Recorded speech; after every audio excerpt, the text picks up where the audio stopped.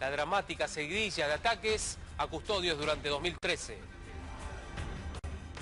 Cumple 30 años la enfermedad que mató a más de 25 millones de personas en el mundo, el SIDA.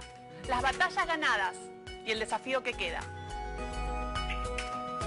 Entonces fue durante mucho tiempo ocultar la enfermedad y poder hablarlo solo en los hospitales donde estaba con otra persona que estaba igual que yo y que a la otra semana también morían. Entonces era un proceso muy doloroso, muy lento.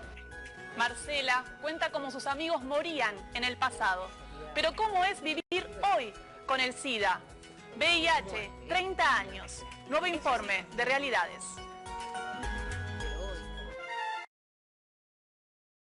Un día como hoy, hace 30 años, una noticia estremecía al mundo.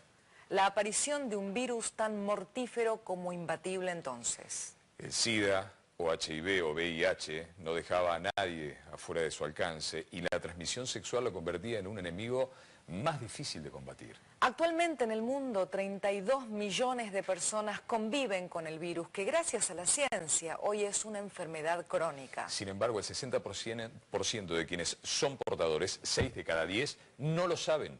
Y por eso los expertos insisten en la necesidad vital de realizarnos todos el test. Tremendo, ¿eh? VIH, 30 años. Otro informe de Realidades.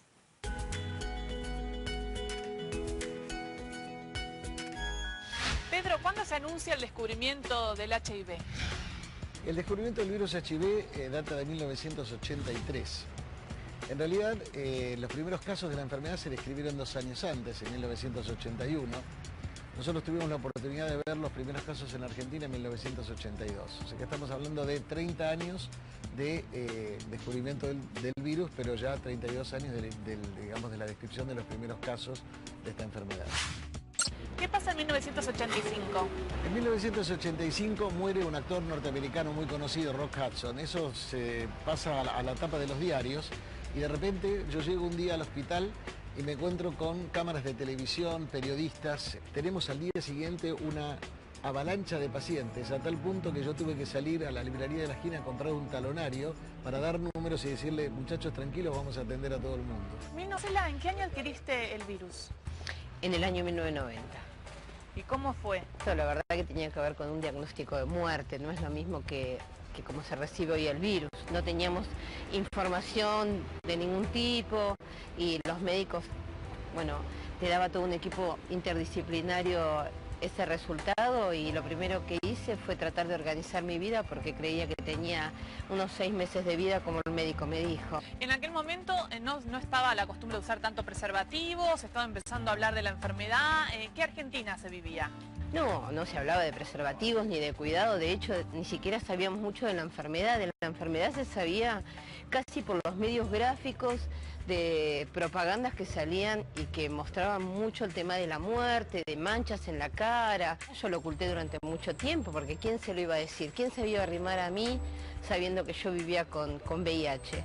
Entonces fue durante mucho tiempo ocultar la enfermedad y poder hablarlo solo en los hospitales donde estaba con otra persona que estaba igual que yo y que a la otra semana también morían. Entonces era un proceso muy doloroso, muy lento, donde decíamos, ¿cuándo me tocará a mí? Estábamos en una sala de esperas donde a veces éramos un grupo, nos hacíamos medio amigos y volvías a la otra semana y habían muerto la mitad. Para 1988 ya se sabía de dónde venía el virus. Sí, probablemente el virus es un salto de especie de 2 especies de monos al ser humano. Ten en cuenta que la interacción con los animales en África es una interacción, digamos, muy cercana. Se carneaban monos para, como alimentos y esto determinó que probablemente hace mucho tiempo atrás, mucho más que los 30 años que estamos evocando en este momento, probablemente alrededor de la década del 50 en el siglo XX ya hubiera casos de HIV en la población africana, pero que estaban disimulados en este marasmo, digamos, de enfermedades relacionadas con la pobreza, la desnutrición, etcétera, etcétera. ¿Hace cuánto convivís con el virus? Hace 20 años. Tengo 20 años y hace 20 años que tengo VIH porque me lo transmití verticalmente, se llama, que es de madre a hijo. Lo mío fue a través de una transfusión de sangre que le habían hecho en el parto a mi mamá por problemas en el parto y esa sangre tenía VIH, no estaba controlada. Somos toda la generación desde aquella época que ya nacimos y nacemos con ello. Que vos sabés que te tenés que cuidar con un preservativo. Hay un montón de jóvenes que no se cuidan con preservativos y ellos sí se pueden infectar y pueden adquirir el virus. Sí, es verdad, pueden adquirir el virus y también otra cosa es que uno con VIH también puede estar la reinfección. Entonces puedo tener VIH y estar bien, pero si tengo relación con alguien que también tiene VIH, lo sepa o no lo sepa, yo lo sepa o no lo sepa, puede empeorar mi situación. Entonces por eso es importante que todos se cuiden, todos, para evitar la transmisión del virus, pero también para cuidarse uno mismo. 1996, un año importante en la lucha contra el SIDA. Absolutamente. 1996 es el año en el cual nace el tratamiento antirretroviral moderno. La historia del SIDA tiene dos etapas. Una etapa en la cual la gente irremediablemente se enfermaba y en su gran mayoría se moría, y la etapa actual en la cual el paciente que accede al tratamiento y lo cumple puede tener una expectativa de vida prácticamente similar a la de una persona HIV negativa. Doctor Cani, ¿qué pasó en el 2006? En el 2006, que fue el año que yo asumí la presidencia de la Sociedad Internacional de SIDA, tuvimos una conferencia en Toronto y allí otro argentino, el doctor Julio Montaner, lanza la propuesta de utilizar el tratamiento, la expansión del tratamiento como prevención. Más personas tratadas, menos virus circulando, menos nuevas infecciones y posibilidad por primera vez de controlar la epidemia. Y llegamos a casi 30 años, el año 2012. ¿Qué tuvo de importante? El año 2012 lo que tiene de importante es que por primera vez se retoma la agenda de la posibilidad de cura.